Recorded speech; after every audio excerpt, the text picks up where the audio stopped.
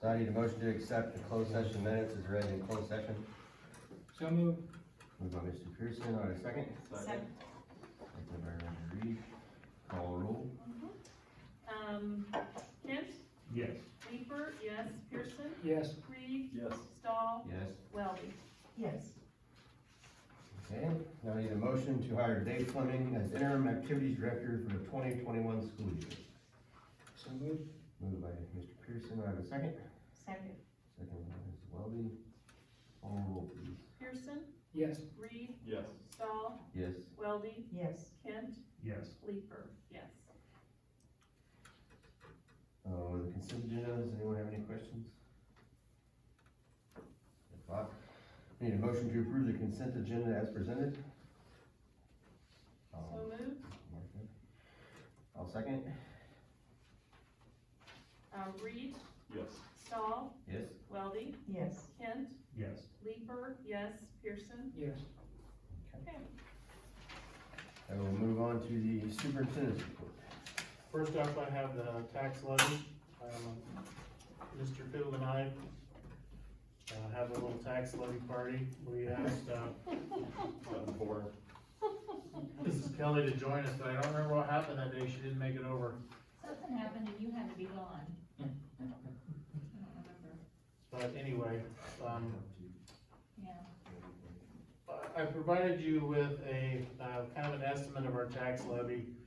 And last year, from 18 to 19, we had a 2.9% growth. I projected a 2.5% growth just to be conservative.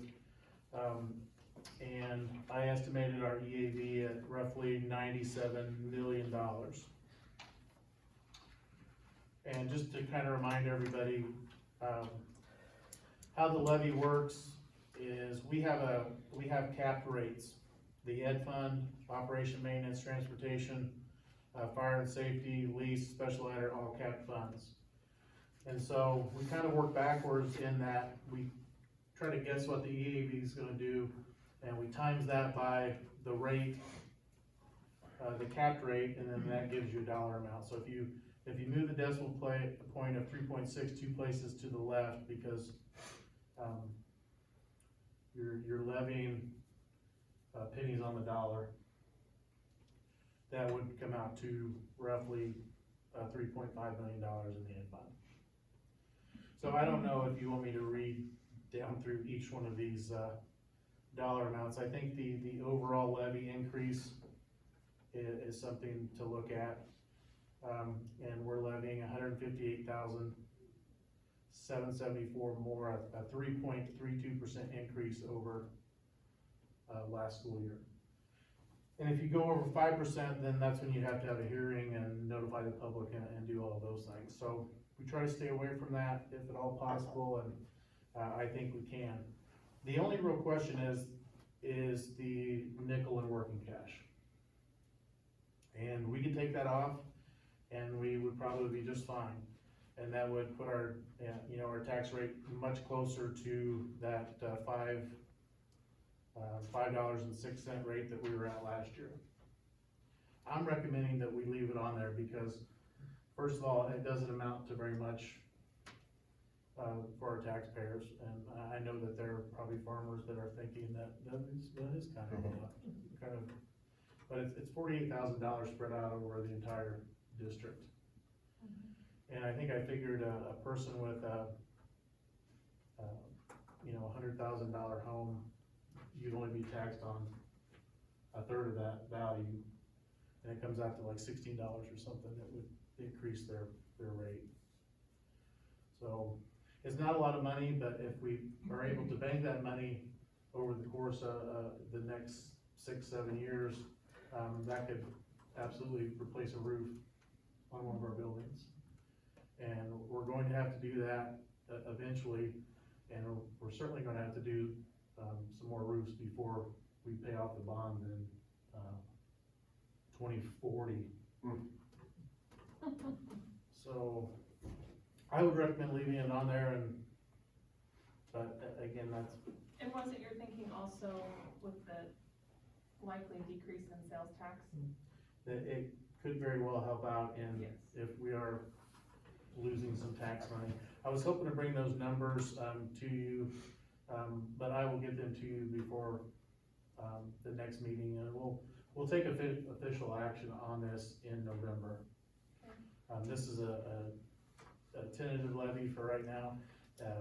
You approve the tentative levy, sets on display for 20 days, and then you take final action in the November board meeting.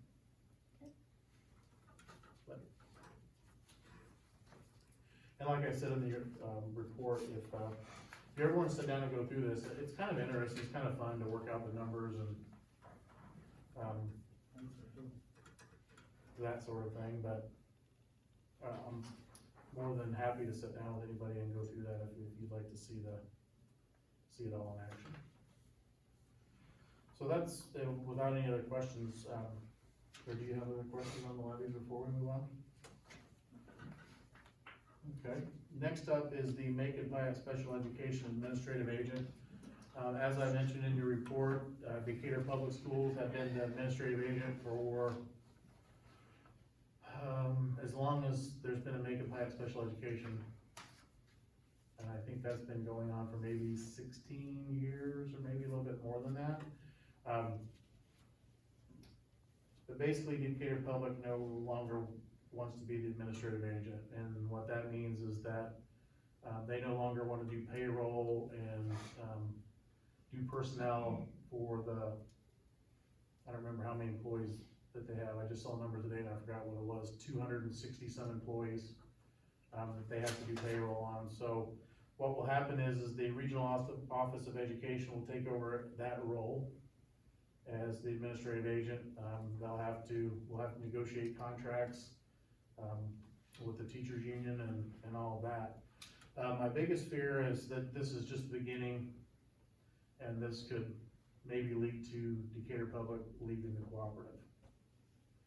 And what type of impact that would have on the county districts, I really don't know. We would have to come up with all of those low incident services, the life skills, things like that, programs that we send our kids into DPS. They could allow us to tuition in like they do now, or they could just say, you know, we're not really interested in that. And at that point, Macon Pyatt would have to come up with those programs. So we'd have to look for a building, and I think they're gonna have to do that anyway now. The ROE will look for a building and enough office space to house the Macon Pyatt administrative staff as well. So I think it's been time for a while that we try to hire our own people. We'll probably never be able to hire a school psychologist. We'll never be able to hire our own special ed administrator, but social work, speech, the classroom teacher, I think we can hire those positions, and I think we ought to look to do that And Bob, as we move forward. I have a question for you, and this is merely selfish motives, only because I have a student who's currently working on a PhD in school psychology. So why is it that we would not be able to hire? Is it simply because of the cost? More of the numbers. It's hard for us, it would be hard for us to compete salary-wise with, I'm not saying that it's impossible. Right. I'm saying that it would be very difficult. And especially when, if Decatur Public would pull out and they're gonna offer full family insurance, which is roughly a $24,000 benefit, we're probably not gonna be able to offer that to all of our staff. So, there's more to it than just salary. There's the benefit package and all those things that go along. And again, I'm not saying that we absolutely cannot do that, but I think the odds of us doing that are pretty low. No, I was just curious. Well, that's a good field to go into. Yeah. So, any questions on the administrative agent part? I would have probably brought this to you sooner, but I was hoping that, their board would reconsider and we could negotiate, and like I mentioned in my report, a lot of this has to do with, they wanted to have more votes within the cooperative, and, we came up with a counter that we thought was fair, kind of more of a prorated, voting, scheme, and Decatur Public wasn't interested, the board wasn't interested in, and we weren't interested in giving them, you know, basically running the table. So, that's kind of where we are, and we'll just have to move forward and see what happens from here. Transition from remote learning, did you bring your numbers? So roughly, We have been kind of bringing kids back in if they have been struggling in their classes. Students with IEPs, we've been trying to get into the building more. And I think that, you know, in our original plan, people that chose remote, we said you need to stay in remote, until the semester, and after discussions, with the administrative team, we felt like it was, maybe we needed to reconsider that and allow kids to come back. And, I don't know what, do we wanna start with the primary, and do you have your numbers of who would like to come back right now as opposed to? So your email went out last Friday. What's the deadline on their response to you? This Friday? Okay, okay. So I had 23 that were remote. Let's see here, of those, 2 have moved, 3 have moved, so that I have 11 coming back. So I will only, as of today, have 9 remote. So, who knows what's gonna happen by Friday, but. I had 30 remote students, 5 came back early around midterm that we contacted to return. So at this point, I had 25 remote learners. With your email and the phone contacts we've made, because we called all of them, we had 10 more returning, so we're down to 15 remote learners. I started out with about 28 remote learners. And after that email went out, I've had a handful of, parents contact me. I am working my way down the list. At this point in time, I have 7 that I know are returning at the border. And I still have about 12 parents to contact. So, we do Google Meets on Mondays with our kiddos, and the vast majority of our kids want to come back. The issue is the health and safety concerns of parents, so, I'm excited to have them back. It'd be nice to meet them. I've got 6 coming back right now, out of those who are still out there right now. We've already brought a couple back, that weren't doing so hot academically, and they were very prepared to go ahead and jump back in and try and get caught up and stuff, so I think, pretty good. And I think we'll still have more. I've been kinda cold calling some people, just to ask, hey, I see what's going on with you right now, are you interested in coming back? And so far, for the most part, I have a good response. And that doesn't throw us into a bind with numbers per classroom or teachers or anything. The AD schedule, does that affect that at all? I'm having to I'm a little more heavy on my A days than my B days. I've got more space on B days, so when kids are coming back, regardless of their alphabetical name, I'm putting them on B days, because I'm about 15 less, or was about 15 less on that day, just due to how things worked out, so that's, for me, has been okay. And at the middle school, it's just the opposite of that. So my A days are light and my B days are heavy, so I'm putting some of the kids on A days just to keep those numbers a little bit more balanced. Will this help the teachers anyway? I know it's a struggle to do A, B, and remote. If you have less remote, is that gonna help, or if you still have a few remote, is that still a challenge? Like Mr. Meadows said, some of the kids we have allowed to come 4 days if they're not doing well or have an IEP or a 504. The more time we can see these kids in person, I think that helps teachers. Okay. Unfortunately, I don't think there's any way right now to alleviate the extra work any further than we already have, but, the more contact we have, the better off we're gonna be. I just know when I get home at like 5:30, 6 o'clock, I still see cars in the parking lot, so.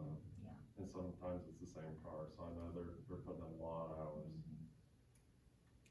What are we doing going forward second semester, remote wise? and see. It would be great to think that we could return Yeah. everybody, but I don't know. It doesn't seem like we're gonna be able to do that. I know if we weren't doing AB days right now, I don't think that we would have been able to stay in session because of as many teachers as we've had out and things like that. Like if we would have had full classrooms, the way we covered with the lack of subs, I mean, was to put those two classes together and we still didn't have that many kids, you know, we could split a class up. But if we would have had full classes in both places and I mean, there we just wouldn't have enough space, you know, for everybody. Well, and I would like to say, and I only say this because I have a personal relationship with it, but I would love to give great kudos to Ms. Wellbaum, just because I know that in the primary, as it affects the board also, we've had some unexpected early, teachers out, just due to some early deliveries, et cetera, like that. And, I know that administrators, at least in the primary building, I'm not trying to discount this in the other building, administrators have been teaching classes because we just don't have the subs and because of the restrictions that are put on us. So thank you very much, Ms. Weldon, for all you're doing in the primary building. I love it. I think there's a lot of that going on in all buildings. I'm sure there is, I'm sure there is. Next up, I have an NG update. As you can tell by, it's 80 degrees in here right now, but, we're struggling a little bit, with our transition from heating to cooling. A lot of the other issues are getting worked out. We have really struggled with our training technicians. I've got some new people coming, they're supposed to be showing up on site tomorrow, that I hope we can start working through some of these issues, and I think that it's going to work out. It's just, it's frustrating for me, because when you report something over and over and over again, and they work on it, it doesn't seem to get fixed, you kind of start to lose hope. But, I've asked for a second opinion from Train, and they're providing that, and, they're working hard, they're trying, they're just not figuring it out, and I've been hearing that other districts that, have utilized NG and have used Train equipment, that they're having similar issues in neighboring districts, so it's not just a Sangamon Valley thing. I think King Laura is working as best they can, and I think NG is really trying too. It's just that, we've not had a lot of help from Train, and that's been the problem. So, I will say that we have all of our unit ventilators in. Mrs. Wheeler's came in yesterday, maybe they put in, or maybe the day before. So that was the last one that was missing. And, I hope to have I didn't get a punch list, an updated punch list for you guys on it. As soon as I get that, from NG, I'll share that with you. But the list is shrinking, just from my standpoint. And when you walk into one classroom and it's 64 degrees, and you walk into another classroom and it's 88, that's tough. So I apologize to the staff that are going through that, and the students as well. They've been very patient. And then the last thing is the resolution committee report. Well, I volunteered to take Martha's place this year as the voting person. And since the pandemic, things have gone virtual, and it's made things different. That's why we need to have some sort of consensus tonight on how I should vote. They will have the voting on November 14th, which is a week or two earlier than the school board conference. There was a discussion today, and I couldn't be there, because I had a hair appointment, you know, so, but they said that, you could watch it online, and I went this afternoon and it wasn't available yet. But it was going to be some sort of Zoom meeting, and you can only have 2 minutes to discuss these resolutions that I'm gonna share with you in a minute. There's also another one November 5th, to discuss moving items from, removing things from the consent agenda, and then November 14th is the vote. the rationale for having 2 discussion meetings is that 500 people would be hard to manage a back and forth discussion on Zoom. So, and those spaces would be really small anyway, you wouldn't And be able to they see them. love to discuss, I'll tell you. So, the way I understand, there's a voting mechanism within Zoom, and that's what they're gonna use, like a survey poll. Everyone can see the votes all at once, you're not holding up a panel and waiting for people to count the Post-it notes. This will be the most true vote I think we've ever had. Only those pre-registered can vote, and I've already done that. So, if you have your little handy dandy, this, I'm going to do a real quick summary. And the first, resolution is a summary, it has to do with the loan program. Because of the pandemic, districts should be able to borrow money at a low interest rate from the state of Illinois. And the concern is that, where is this money gonna come from? So they recommend do not adopt. The second one has to do with gun storage, and it encourages support of legislation that makes firearms be placed in a locked storage if accessible to a person who is under the age of 18. Currently, the law is under the age of 14. And the consensus of the reason of not to adopt this is that the district doesn't really deal with issues that happen out of school, you know, like in your home. This has been appealed, and Martha, you can help me with this, if I understand correctly.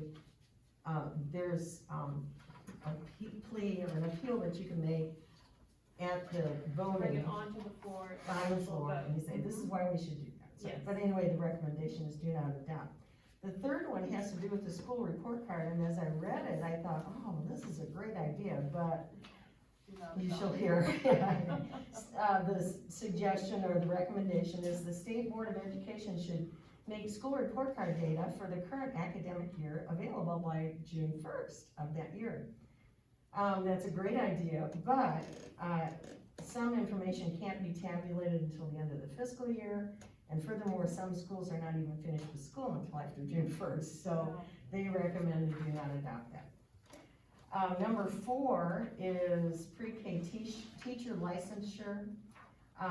Pre-service teachers should, recommendation that there should be a law that says pre-service teachers should take at least one undergraduate level literacy education course solely dedicated to scientifically proven methods of reading instructions. This is mainly for early childhood and elementary language arts. It's a great idea, but historically IASB has not taken positions on teacher education programs. And this goes back to local control. School districts can say, hey, you've gotta have this on your transcript if we're gonna hire you.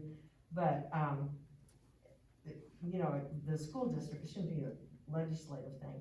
And there was concern that this added requirement would be an additional hurdle in the teacher shortage. Instead of a state mandated, it should be local flexibility, should be honored. This has also been appealed.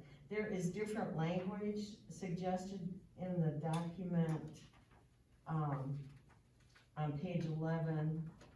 They replace this language, be it resolved that IASB boards shall support initiatives and teachers prep programs that prepare teachers to be trained. It's kind of a general. So that, when they say that, it almost makes it like one of their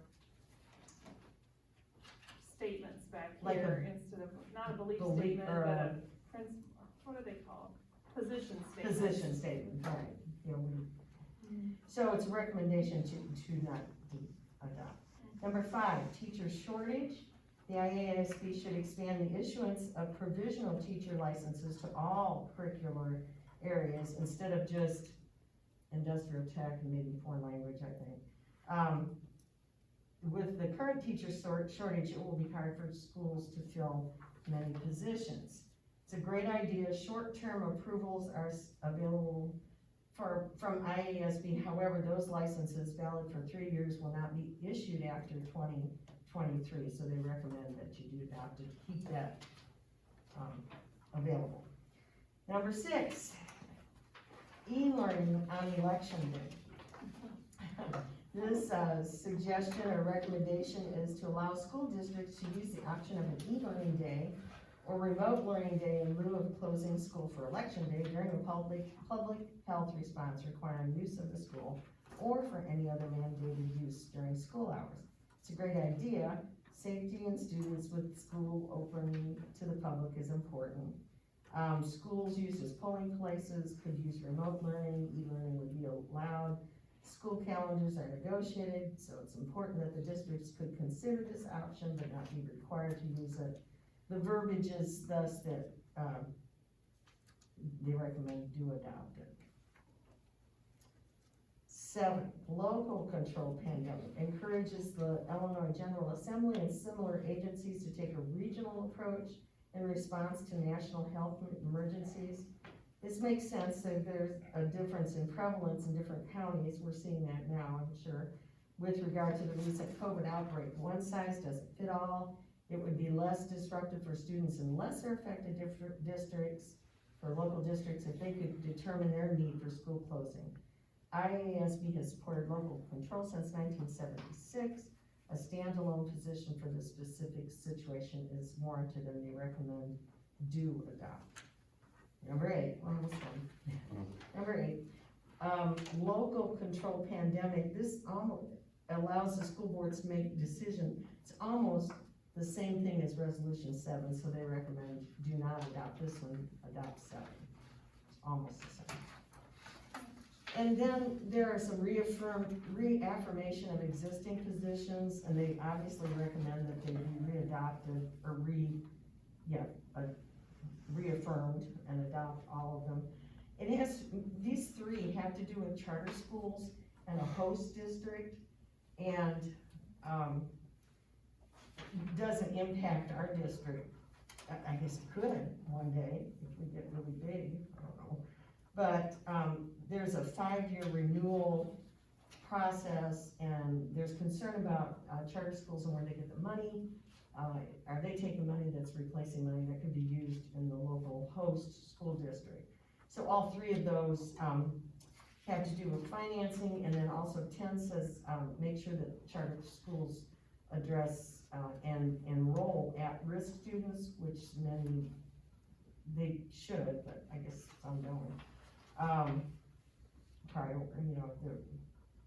Make it available to everybody, and then charter schools funding, like I said. They have a new belief statement, number 12, that says, integrates principles of equity and inclusion in the school curriculum, policies, programs, and operations, ensuring that every student is welcomed and supported in a respectful learning environment. The rationale is that we don't have a belief statement that mentions diversity, equity, or inclusiveness, and they said do adopt that. So, what do you want me to do? I have a couple of questions. Oh, great. I don't know if I can answer. I don't necessarily disagree with any of the statements there. I'm just curious, in the past, have we ever, has the state ever taken a specific stance on school in regards to election day? Is this a brand new thing this year for this particular election? Since I've been in public education, I don't believe we've ever had to, we were forced to take this as I don't think I've ever remembered that. I think that's interesting to know. Maybe it has no bearing whatsoever on what we vote or not. And then my other one is on the equity. I don't disagree with the statement. It just makes it seem to me like, well, if we adopt this as a new statement, is that saying that in the past we didn't believe in that? I mean, I think they're, it's how is this worded? It's, I mean, I don't specifically integrating the principles of equity and inclusion in school curriculum, policies, programs, and operations, ensuring that every student is welcomed and supported in a respectful learning environment. I'd like to think that that was already our goal in everything that we did, regardless of. And I It's think just the day and time we're in. the Keep reading. verbiage, yeah. It says, with the importance and timeliness of the ideas of equity and inclusion, it is appropriate for us to go in this direction. it's important for us to make this statement. This statement that includes those words, I think, rather, we wanna include Even everybody, though but. I'd like to think we were already doing Yeah, what you were right. saying. Okay, all right, I was just curious, that's all. So, should we, is it your wish that we go along with the recommendations of the committee? Yes, I agree with Sure. the way the resolutions committee has instructed us, or recommended us to vote in all these. I don't think any of them are necessarily hot button issues that affect us, but, Right. you know, we always try to be respectful of issues that don't affect us, but we listen to the people that does affect, and we hear them and we support them, so All right. we hope they do the same. Anything, anybody disagree? So we'll take that Vote as it. a consensus. Vote it. Yes. Thank you.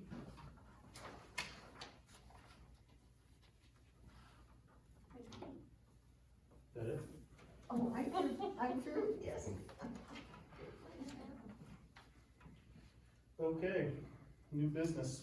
First up is the FY '20 district audit. I provided each one of you with a lovely, packet. Pound coffee. Beautiful. Please dig into that. Look through it. We do have to have an outside agency do an audit every single year.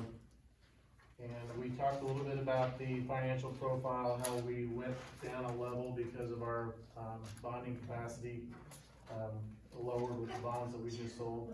Not really a huge deal, because I don't think we're going to ask the community for a bond.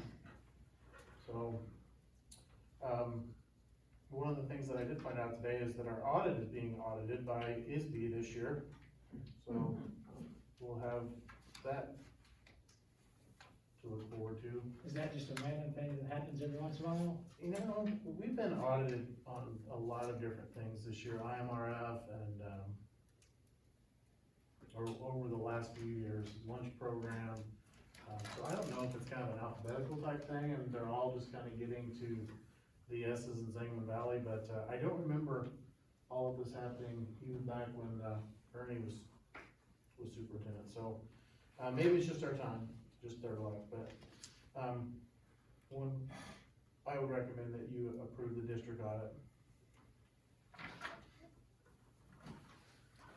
Okay, so I need a motion to approve the fiscal year 20 district audit.